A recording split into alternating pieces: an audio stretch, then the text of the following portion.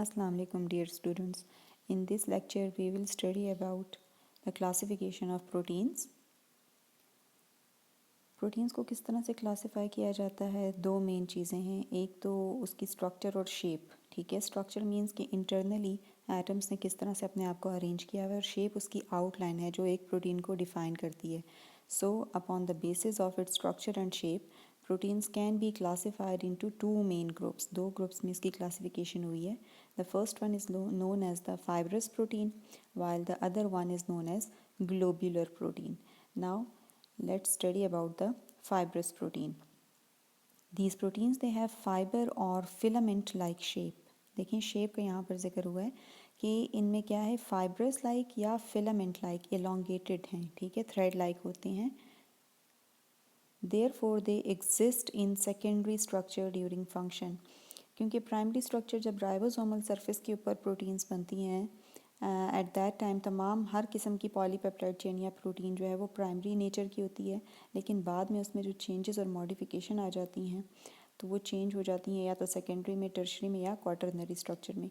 But in this case the fibrous protein they exist in secondary structure during their function, and these proteins are insoluble in aqueous medium, elastic in nature and cannot be crystallized.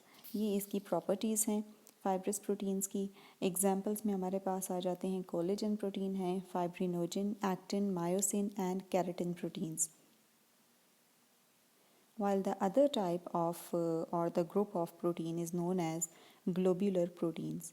These proteins they have spherical or globules like shape. इनकी appearance जो है वो globule like होती है, spherical होती है shape. Therefore they exist in tertiary or quaternary structure during function. इसमें globular में और fibrous में difference क्या है? During their function उनकी एग्जिस्टेंस होती है सेकेंडरी फॉर्म में, और यहाँ पर ग्लोबुलर प्रोटीन्स जो हैं वो एग्जिस्ट करते हैं टर्शरी और क्वाटरनरी स्ट्रक्चर की फॉर्म में. एंड इनकी प्रॉपर्टीज़ देखते हैं. These proteins they are soluble in aqueous medium, they are inelastic in nature and can be crystallize. बिल्कुल ही उसकी ऑपोजिट हैं. एग्जाम्पल्स में आ जाती हैं हमारे पास hormones, enzymes, antibodies and channel proteins etcetera. Diagram में यहाँ पर आपको दोनों में से एक एक एग्जाम्पल दिखाई गई है. यह आपको ब्लड प्लाज्मा नज़र आ रहा है, red blood cells are there, और ऊपर से जो कवरिंग हुई है वो फाइब्रिनोजिन जो फाइब्रस प्रोटीन्स हैं उनकी है. Here you can see it clearly, ऊपर फिलामेंट लाइक हैं, अपीयरेंस इनकी फाइबर लाइक शो हो रही है. ठीक है, तो during their function secondary nature के होते हैं, सेकेंडरी स्ट्रक्चर इनका प्रेजेंट होता है. While in this case this is the globular protein जो स्फेरिकल और ग्लोब्यूल लाइक शेप इनकी होती है. These are the enzymes. ठीक है, एंजाइम्स जो हैं आपके पास इसमें फिर ड्यूरिंग देयर फंक्शन या तो टर्शरी नेचर के होंगे या क्वाटरनरी नेचर के होंगे. रोल ऑफ प्रोटीन्स, इनका मेन फंक्शन क्या है, प्रोटीन का कौन कौन से रोल ये प्ले करते हैं. Proteins they are very important molecules in our cells. First they are involved in all cell functions. Structural role भी प्ले करते हैं और साथ साथ फंक्शनल रोल भी प्ले करती हैं. देखते हैं कि स्ट्रक्चरल रोल में ये क्या करती हैं. Some proteins they are involved in support and composition of body parts, that is structural role, while others they are involved in various physiological activities like bodily movement or in defense against the germs, that is their functional roles.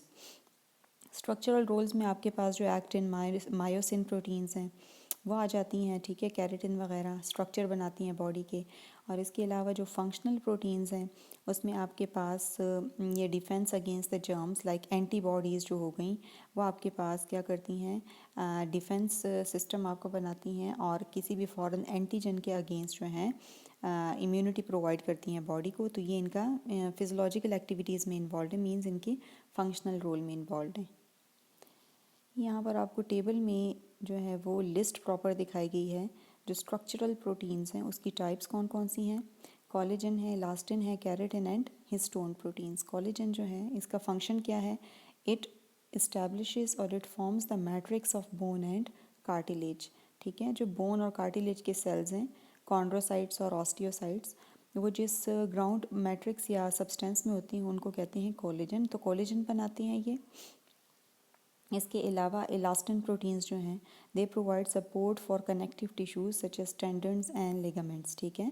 Bones को bones के साथ या bone को muscle के साथ जो attach करवाती हैं वो इलास्टिन है, इलास्टिन प्रोटीन है जो कि स्ट्रक्चरल प्रोटीन में आती हैं। इसके अलावा केराटिन प्रोटीन्स जो हैं it strengthens the protective coverings such as hair, nail, quills. Quills जो हैं बेसिकली ये टेल फेदर होती है बर्ड की, या जो जैसे पॉर्क्यूपाइंस में होते हैं स्पाइन लाइक वैसे।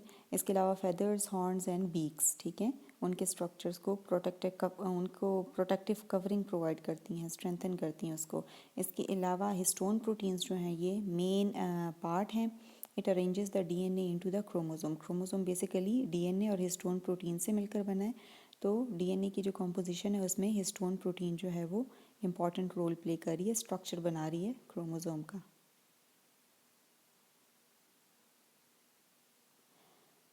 Hair are the functional proteins. इसकी टाइप्स हैं। इंजाइम्स क्या फंक्शन प्ले करते हैं ये? Most of the enzymes they are protein in nature while which control the metabolism.